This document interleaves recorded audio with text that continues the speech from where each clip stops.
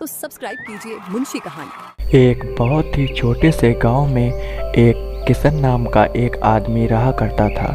उसकी छोटी सी झोपड़ी थी। किशन अपनी पत्नी गीता के साथ रहा करता था। गीता बहुत ही ज़्यादा स्वादिष्ट खाना बनाया करती थी, परंतु अब वह थोड़ी विकलांग हो गई थी, जिस कारण वह खाना नहीं बना पा रही थी।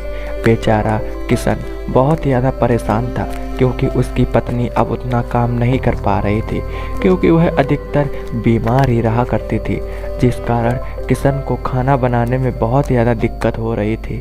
जिस कारण किशन अपनी पत्नी के पास आता है। अरे भगवान, क्यों इतना मेहनत कर रही हो? वैसे भी तुम बीमार रहती हो, थोड़ा कम काम किया करो। मैं कुछ उपाय ढूंढूंगा खाना बनाने का। मैं भी सीख जाऊंगा तो खाना बनाने लग जाऊंगा। क्यों परेशान हो रही हो? ए जी, आप ना परेशान हो। मैं बीमार हूँ तो क्या हुआ, मैं खाना तो बना ही सकती हूँ ना।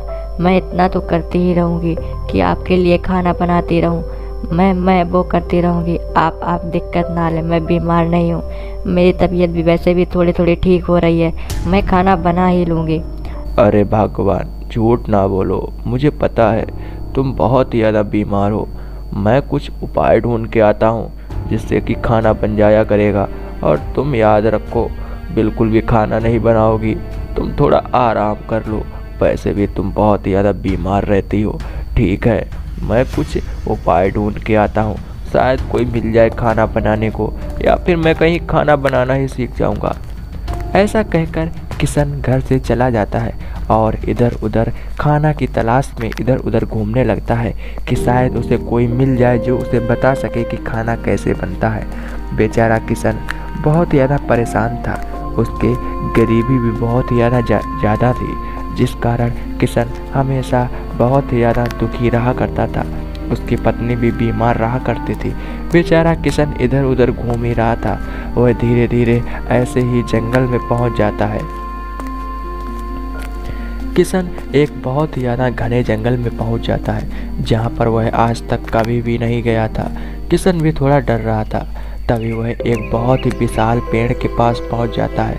किशन अब पूरी तरह से थक जाता है, जिस कारण वह वहीं पेड़ के नीचे आराम करने लगता है। दरअसल वह जंगल डरावना था और उस जंगल में कोई भी आया जाया नहीं करा करता था, जिस कारण बेचारा किशन भी बहुत ज़्यादा डर रहा था, परंतु उसे आराम करनी थी, जिस कारण वह पेड़ के नीचे बैठकर आराम करने लगता है और वहीं पर सो जाता है।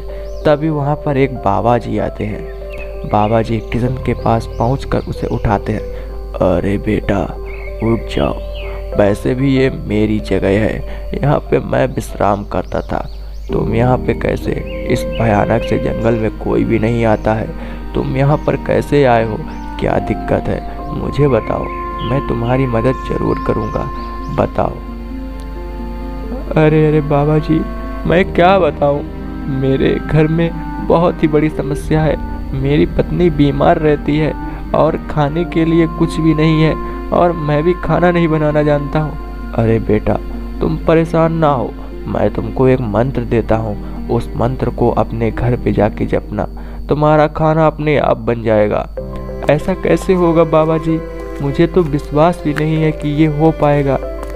परंतु किशन बाबा जी की बात मान लेता है और वह सीधे अपने घर की ओर जाता है। किशन एक डरावने से जंगल से होकर सीधे जल्दी से अपने घर पे जाता है, क्योंकि किशन को भी भूख लगी थी और उधर उसकी पत्नी भी बहुत ज़्यादा बीमार थी। बेचारा किशन अपने घर के रास्ते पे पहुंच जाता है। वह धीरे धीरे अपने घर पहुंच जाता है। किशन जल्दी से अपने घर जाता है और घर जाके वह सीधे अपनी पत्नी के पास जाता है। किशन जैसे ही अपनी पत्नी के पास पहुंचता है तो वह सारी बात बताता है कि उसके साथ क्या हुआ था। अरे भगवान, मुझे एक मंत्र मिला है। तभी किशन वह मंत्र को वहीं पे बोलने लगता है, और जैसे ही किशन उस मंत्र को बोलता है तो अचानक वहाँ पर कुछ भी नहीं होता है। ए जी, आप क्या बोल रहे हो? इससे क्या होगा? अरे आप ही बताओ, क्या होगा इससे? ये क्या तुम बोल रहे हो उल्टा सीधा? अरे भगवान, वो एक बाबा जी मिले थे, उन्होंने कहा था कि ये मंत्र बोलना और खाना बन जाएगा। तभी वह मंत्र उसकी पत्नी बोलती है और अचानक वहाँ पर खाना प्रकट हो जाता है और तभी वहाँ पर बहुत ही बढ़िया सूप बन के तैयार हो जाते हैं। तभी प्रातः काल होती है। अब तो किशन को कोई भी दिक्कत नहीं थी, उसे खाना बना बनाया मिल ही जाया करता था। वह सिर्फ मंत्र बोलता था और खाना उसका तैयार हो जाता था, जिस कारण किशन अब बहुत ज़्यादा खुशी रहा करता था।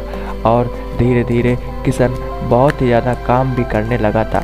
किशन अब बाज़ार जाया करता था और बाज़ार में वही सूप की दुकान लगाया करता था, क्योंकि वह घर पे मंत्रों द्वारा एकदम स्वादिष्ट सा सूप बना लिया करता था और उस सूप को बाज़ार में जाकर बेचा करता था, जिस कारण उसका घर परिवार आराम से चल रहा था।